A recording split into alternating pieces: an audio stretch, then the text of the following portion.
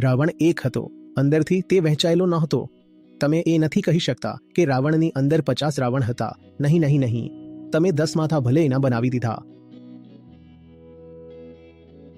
પણ તમે એને અંતર્દ્વંદ્વમાં નહીં જુઓ કે લડું કે ન લડું, બચાવી લઉં કે નહીં ઇન્દ્રજીતને. એવું કંઈ નથી, એને બહુ સ્પષ્ટ છે. છેલ્લા રાક્ષસ સુધી લડવું છે. ભાઈ મરી રહ્યા છે, એની પહેલા એના બીજા સંબંધીઓ મર્યા. નાના મોટા બધા રાવણ, જેટલા અહિરાવણ, જેટલા મોકલ્યા હતા એણે, તે બધા મર્યા. પછી જે નજીકના સંબંધીઓ હતા તે મરવા લાગ્યા. એને કંઈ નથી. વિરોધ કરવો છે તો કરવો છે. બધાને મરાવીને અંતમાં તે પોતે ગયો.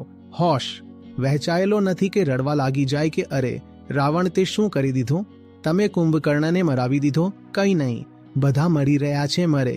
મારી એક વાત છે, રામનો વિરોધ એને પણ એક રીતે કહો તો મુક્તિ મળી જાય છે.